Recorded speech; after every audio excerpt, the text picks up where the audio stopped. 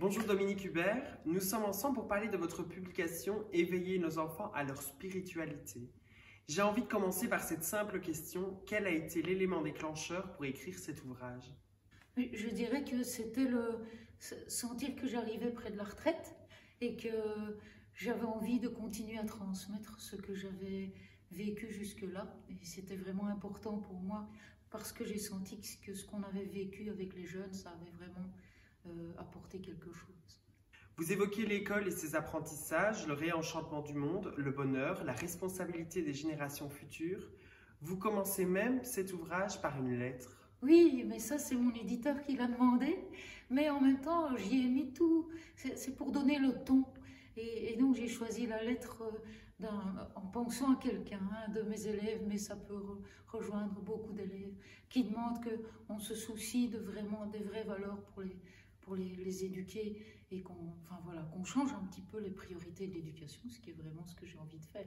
Alors, il y a une citation de Mathieu Ricard que vous mettez en évidence. Tout être humain veut trouver le bonheur et éviter la souffrance.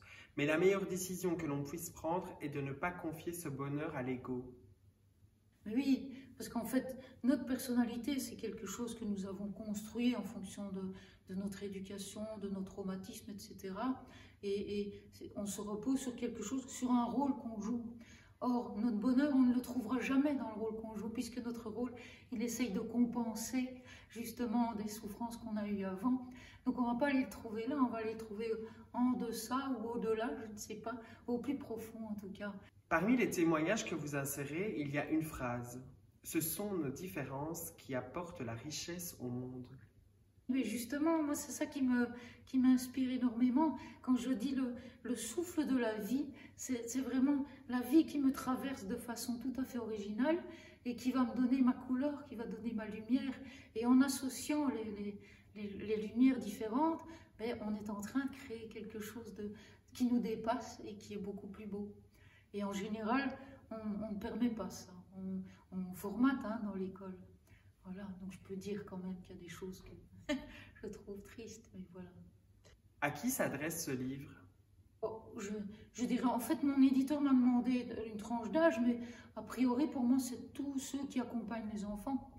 Tous ceux qui accompagnent les enfants, les ados. J'ai évidemment écrit en pensant à mes ados, mes adorés. J'ai pensé à eux. Parce que c'est avec eux que j'ai fait 38 ans et chez eux que j'ai pu semer. Mais si on commence tôt, au moins c'est beaucoup plus facile à rentrer dans le mouvement. Parce que je pourrais dire que mes ados, par exemple, allez, il y en a certains qui après 2 mois avaient compris ce que je faisais, et puis il y en a d'autres, il fallait 2 ou 3 ans selon la rigidité dans laquelle on est entré. Quel conseil ultime auriez-vous envie de donner aux parents, aux enseignants?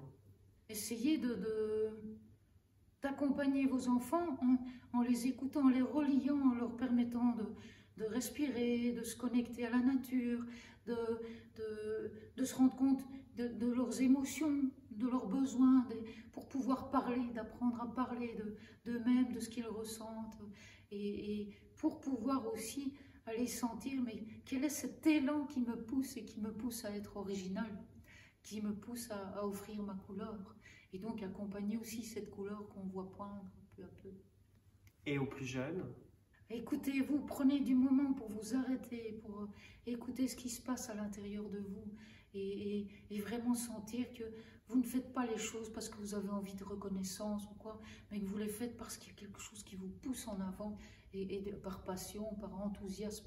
J'adore ce mot enthousiasme qui veut dire inspiration divine. Moi je dis plutôt, parce que ça parle plus à tout le monde, c'est le souffle de la vie qui me traverse, quoi.